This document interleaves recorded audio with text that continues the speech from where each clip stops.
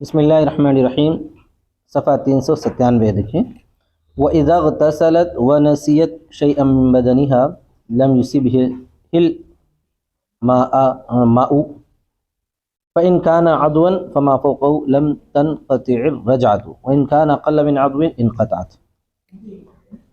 مسئلہ یہ آیا تھا کہ اگر عورت کو جو ہے حیض بند ہوا 10 دن کے بعد تو بغیر غسل کرے کے بھی رجعت عدت پوری ہو جاتی ہے، اور اگر 10 دن کے اندر حیض بند ہوا تو اس کی عدت ختم ہوتی ہے حیض بند ہونے کے بعد، غسل کرنے کے بعد۔ کوئی مسئلہ ہے؟ اور جب اس نے غسل کر لیا، کب؟ 10 دن سے کم میں حیض بند ہو گیا، ٹھیک ہے۔ وَنَسِيَتْ شَيْئًا، اور اس کے بدن سے کچھ حصہ بھول گئی، بدن سے پٹی وغیرہ لگ کی تھی، وہ حصہ چھوٹ گیا سمجھو۔ لم یصبہ الماء، جس کو پانی نہیں پہنچا۔ فإن كان عضوا فما فوقه لم تنقطع الرجعة، تو اگر وہ ایک عضو ہے یا اس سے زیادہ تو رجعت منقطع نہیں ہوگی، یعنی ابھی عدت پوری ہوئی شمار نہیں کیا جائے گا، کیونکہ 10 دن سے کم میں حیض بند ہوا نا، اور 10 دن سے کم میں اگر حیض بند ہوا تو اس وقت غسل مکمل کرنا ضروری ہے، تب جا کے رجعت ختم ہو جاتی ہے، عدت پوری ہو جاتی ہے، رجعت کا موقع نہیں رہتا ہے۔ وَإِنْ كَانَ أَقَلَّ مِنْ عُضْوٍ، اگر وہ ایک عضو سے کم ہو تو انقطعت، تو رجعت ختم ہو جاتی ہے، کٹ جاتی ہے، اور عدت پوری شمار ہو جاتی ہے۔ غسل ہوا نہیں ہوا پہ بحث ہے یہ۔ غسل تو بال برابر جگہ چھوٹ گئی تو بھی نہیں ہوتا، لیکن عدت کا جہاں تک مسئلہ ہے اس وقت ایک عضو کا اعتبار کرے، کیا کرے؟ اگر ایک عضو پورا چھوٹ گیا تو عدت پوری نہیں ہوئی، اگر ایک عضو سے کچھ کم حصہ چھوٹ گیا تو عدت پوری ہو گئی، شمار کر لیا گیا ہے۔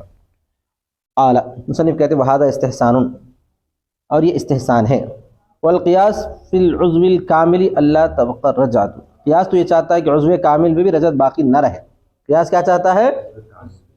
رجعت باقی نہ رہے، کیونکہ اس نے غسل تو کر لی ہے، اس نے لأنها غسلت، اس لیے اس نے غسل تو کر لیا ہے، غسلت نے بولنا، لأنها غسلت الاکثر، اس لیے کہ اس نے اکثر حصہ دھو لیا، اس لیے کہ اس نے دھو لیا تو غسل کر لیا شمار ہوگا۔ والقیاس فیما دون العضو ان تبقی، اور قیاس، ایک قیاس تو یہ چاہتا ہے یعنی اکثریت کو کل کا درجہ دیا جائے، ایک قیاس تو یہ چاہتا ہے، دوسرا قیاس یہ بھی چاہتا ہے والقیاس فیما دون العضو ان تبقى، اور قیاس ما دون العضو میں،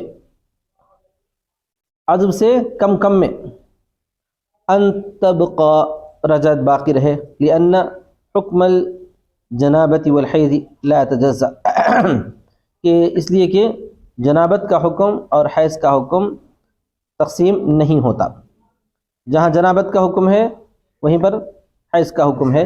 تو قیاس ایک یہ چاہتا ہے کہ ایک عضو سے کم میں بھی رہے، ایک عضو سے کم میں بھی رہے تو بھی رجعت باقی ہو، یہ دوسرا قیاس چاہتا ہے۔ دو قیاس الگ الگ ہیں۔ پہلا قیاس یہ چاہتا ہے کہ ایک عضو سے زیادہ بھی اگر چھوٹ گیا تب بھی کیا ہو جانا چاہیے؟ رجعت ختم ہو جانا چاہیے، کیوں بولو؟ اس لیے کہ اکثر حصہ دھو لیا ہے۔ دوسرا قیاس یہ چاہتا ہے کہ جو ہے تھوڑا بھی اگر عضو بھی سوکھا رہا تو رجعت باقی رہنا چاہیے، کیونکہ جنابت کا حکم یہ ہے کہ بال برابر بھی جگہ سوکھی رہے تو ناپاکی دور نہیں ہوگی، جب ناپاکی دور نہیں ہوئی تو رجعت باقی ہے، یہ کہنا چاہتے ہیں۔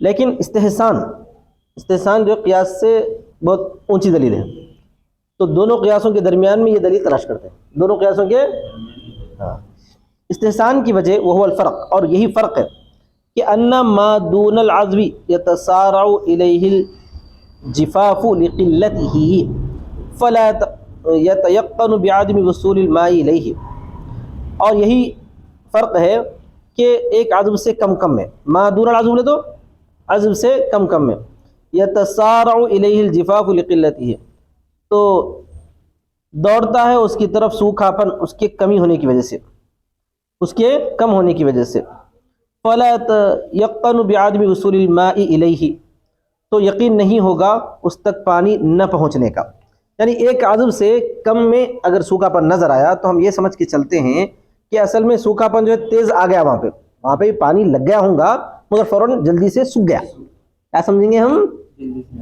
سوکھ گیا یہ مان کے چلیں گے. ٹھیک ہے. جیسے کہ جو ہے ہاتھ کا یہ حصہ ذرا سا سوکھا دکھ رہا تو ہونا کیا چاہیے تھا بھائی؟ پانی پورا بہہ گیا ہوگا لیکن جو ہے وہاں پر تھوڑا سا کچھ بھی چکنا پن تھا ہوگا, اس واسطے جو ہے کیا ہوا, پانی نہیں ٹھہر سکا, جلدی سے سوکھ گیا وہ. یہ سمجھ کے چلتے کہ مادون العزم سے یعنی ایک عزم سے کم میں اس کی طرف سوکھا پن جلدی سے دوڑتا ہے اس کے کم ہونے کی وجہ سے, لہذا یقین نہیں ہوگا اس تک پانی کے نہ پہنچنے کا, اس تک نہ پہنچنے. تو ہم نے کہا انہو تنقطع الرجعۃ کہ بے شک رجعت منقطع ہو چکی ہے. رجعت کیا ہو چکی ہے؟ یہاں پر رجعت کے منقطع ہونے کا حکم لگا دیا. یہاں پہ کیا حکم لگا دیے؟ انہیں نہالی شمار کر لیے. کیا شمار کر لیے؟ ولا تحل لها التزوج, البتہ اس کے لیے البتہ نہیں, ولا تحل له التزوج, اور اس سے تزوج حلال نہیں ہوگا, اس سے حلال نہیں ہوگا, شادی کرنا حلال نہیں ہوگا. اخذا بالاحتیاطی, وہ البتہ ابھی انہیں کسی اور سے شادی ابھی نہیں کرنا اسی حالت میں, البتہ وہ حصہ دھو لے کے کر لے سکتی ابھی اس حالت میں کسی اور سے شادی نہیں کرنا. کیوں نہیں کرنا؟ احتیاطاً بولیں گے. عدت پوری ہو گئی تو کر لے سکتی نا ابھی دوسری شادی, اور شاہد صاحب کو پیغام بیچے شادی کر لے سکتی نہیں؟ کر لے سکتی, کر لے سکتی ہے, مگر احتیاط کا تقاضا ہے کہ جو حصہ سوکھا نظر آ رہا ہے وہ کیا کر لو, تو لو, اس میں کیا حرج کی بات ہے. اخذا بالاحتیاط فیہما, ان دونوں میں احتیاط کو لیتے ہوئے. بخلاف العضو الکامل, برخلاف عضو کامل کے. لأنه لا يتسارع الیہ الجفوف, اس لیے کہ اس کی طرف جو ہے سوکھا پن تیزی کے ساتھ نہیں دوڑتا.